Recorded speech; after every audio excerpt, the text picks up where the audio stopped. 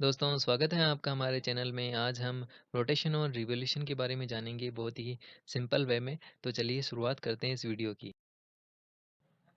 Earth rotation and revolution. तो पहले हम रोटेशन के बारे में जान लेते हैं। जैसे टॉप को ऑब्जर्व कीजिए, ये टॉप जैसे वेस्ट टू ईस्ट घूम रहा है, रोटेट कर रहा है, तो इस पे एक इमेजिनरी एक्सिस बन रही है ना। जब ये टॉप अगर ये रोटेट करना बंद कर दे तो ये इमेजिनरी एक्सिस क्या होगी, वैनिश हो जाएगी, खत्म हो जाएगी, है ना। कोई इमेजिनरी एक्सिस नहीं होगी। उसी प्रकार अर्थ में होता है। देखिए आगे, अर्थ में जो north pole to south pole होता है वो उसकी इमेजिनरी एक्सिस हो गई। और जब ये अर्थ वेस्ट टू ईस्ट रोटेट करती है तो ये इमेजिनरी एक्सिस का फॉर्मेशन होता है। ठीक है, नॉर्थ टू साउथ पोल ये क्या होगी, इमेजिनरी एक्सिस। और इस एक्सिस पे अर्थ है अपनी एक्सिस पे स्लाइटली टिल्टेड भी होती है। और स्लाइटली टिल्टेड होती है तो कुछ एंगल भी बनाएंगी, तो एंगल कितने का होगा, 23.5 डिग्री का एंगल होता है। इसके बाद अर्थ का रोटेशन, है ना, अपनी ही एक्सिस पे रोटेशन, वो क्या कहलाता है, अर्थ का अपनी ही एक्सिस पर रोटेट करना, वो क्या कहलाता है, रोटेशन। यानी कि spinning of the earth around its axis is called rotation. और ये रोटेशन हमेशा फिक्स्ड होता है, ये वेस्ट टू ईस्ट होता है, फिक्स होता है ना। और कितना टाइम लेती है एक रोटेशन में अर्थ, कितना टाइम लेती है, 24 आवर्स, है ना। 24 घंटे लेती है अपना एक रोटेशन पूरा करने के लिए अर्थ।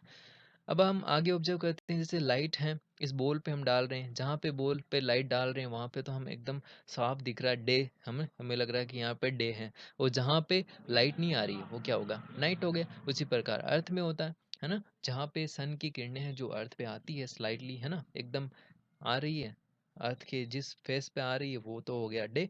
और जिस भाग में नहीं आ रही है वो हो गया नाइट, है ना। इसी प्रकार डे और नाइट का फॉर्मेशन होता है जब रोटेट करती है अर्थ। तो जहाँ पे लाइट आ रही है वहाँ तो डे हो गया, जहाँ नहीं आ रही है वो नाइट हो गया। लेकिन ये मानिए कि अगर ये रोटेट करे ही नहीं तो फिर क्या होगा, फिक्स हो जाएगा एक जगह, दिन और रात फिक्स हो जाएगा, वहाँ पे हमेशा दिन रहेगी एक जगह और दूसरी जगह रात हो जाएगी। तो फिर तो ये तो लाइफ का जो साइकिल है वो बिगड़ जाएगा ना। तो हमें इससे बहुत फायदा मिलता है कि अर्थ रोटेट कर रही है, दिन रात का जो साइकिल चलता रहता है। अगर सन किसी जगह ओवरहेड एकदम हमारे सर पे ही है तो वहाँ क्या होगा, 12 नून मतलब 12 बजे हैं।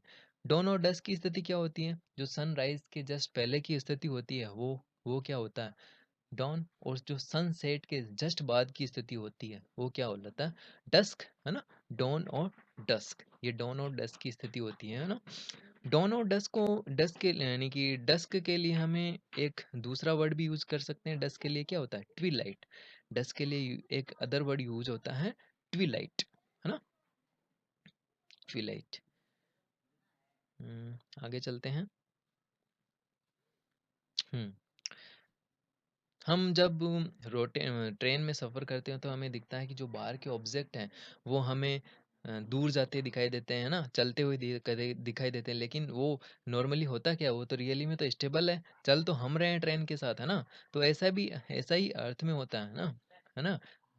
रिवॉल्यूशन तो या रोटेशन तो अर्थ का होता है, लेकिन लग रहा है कि अर्थ का नहीं जैसे सन है, सन वेस्ट टू ईस्ट जा रहा है, लेकिन ऐसा नहीं होता है ना।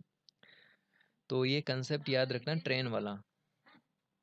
हम्म the day just before the sunrise the east is cold down, ये तो हमने कर लिया। चलो आगे चलते हैं। हाँ, जापान, जापान को क्या कहते हैं, डॉन सिटी ऑफ, सॉरी हाँ, dawn city of the world, मतलब सनराइज सबसे पहले होता है इसलिए वहाँ पे dawn city of the world भी कहते हैं जापान को, है ना।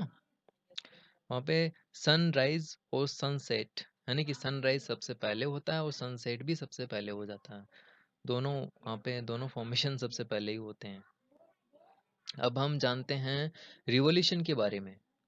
रिवॉल्यूशन क्या होता है, सन के चारों ओर घूमना अर्थ का, वही क्या बोला, रिवॉल्यूशन, है ना। एक फिक्स्ड इलिप्टिकल पाथ में घूमना, वो क्या हो गया, रिवॉल्यूशन। और टाइम कितना, कितनी स्पीड, किस स्पीड से घूमती है, 30 किलोमीटर, 30 किलोमीटर पर सेकंड की स्पीड से घूमती है अर्थ अपना, है ना। रिवॉल्यूशन, एक रिवॉल्यूशन पूरा करती है। सभी जो प्लेनेट है अपनी एक्सिस पे भी रोटेशन करते हैं और सन के चारों ओर रिवॉल्यूशन भी करते हैं ना, वैसा भी अर्थ भी करती है। Earth around the sun is called revolution. Observe कीजिए, आप इस वीडियो को देखिए आराम से, नॉर्थ पोल और साउथ पोल, रोटेशन रिवॉल्यूशन दोनों को आप कंपेयर कर सकते हैं। एक साइड हमने रोटेशन को दिखाया, एक साइड रिवॉल्यूशन हो रहा है अर्थ का, है ना। तो कई बार क्या आता है किन्हीं को अंतर समझ में नहीं आता, रोटेशन क्या रिवॉल्यूशन क्या। तो आप आराम से ऑब्जर्व कर सकते हैं इसको। हाँ, रोटेशन एक रिवॉल्यूशन में कितना टाइम लेती है अर्थ?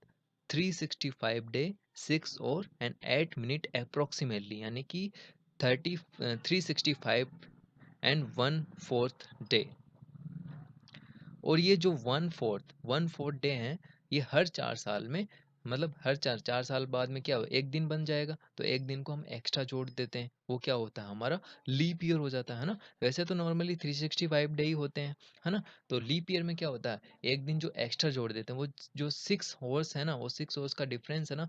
तो 4 साल में क्या 24 हॉर्स, मतलब एक डे बन जाता है। तो उसको क्या हम एक एक्स्ट्रा महीने में जोड़ देते हैं, मंथ में जोड़ देते हैं, तो हमारा 360 डे हो जाता है, मतलब लीप ईयर बन जाता है। और हर 4 साल में एक लीप ईयर होता है ना। तो कौन से महीने में हम ऐड करते हैं एक जो एक्स्ट्रा दिन होता है हर 4 साल में, कौन से महीने में? फरवरी में। सबको पता है कि फरवरी में हम उस एक एक्स्ट्रा दिन को ऐड कर देते हैं। अब जो सीजन की स्थिति हो, सीजन कैसे बनती हैं रिवोल्यूशन करने के कारण? रिवोल्यूशन का मेन कारण क्या है? सीजन बनना। रिवोल्यूशन के कारण तो सीजन बनती है। तो तो देखिए सीजन का, तो 22 दिसंबर यहाँ पे नॉर्थ में क्या विंटर, साउथ में समर। और फिर 25 ये साउदर्न ऑटमन। और ये फिर 21 जून को क्या हो गया, नॉर्दर्न में समर, विंड और साउदर्न में विंटर। अब देखते हैं, ऑब्जर्व करते हैं ध्यान से। पोजीशन ए को ऑब्जर्व कीजिए, यहाँ पे सन रे आ रही है डायरेक्टली, ठीक है। तो नॉर्थ में क्या हो गया, समर हो गया, और साउथ हेमिस्फेयर में क्या हो गया, विंटर हो गया, है ना। तो सन के पृथ्वी के एक पार्ट में क्या होगा, दिन हो गया, और एक रात, सॉरी, एक पार्ट में क्या हो गया समर, एक पार्ट में हो गया विंटर।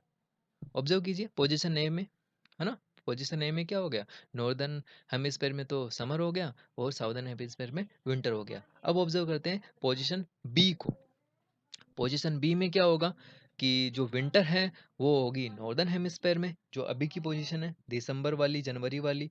और जो समर हो गया वो हो गया साउदर्न हेमिस्फेयर में, है ना।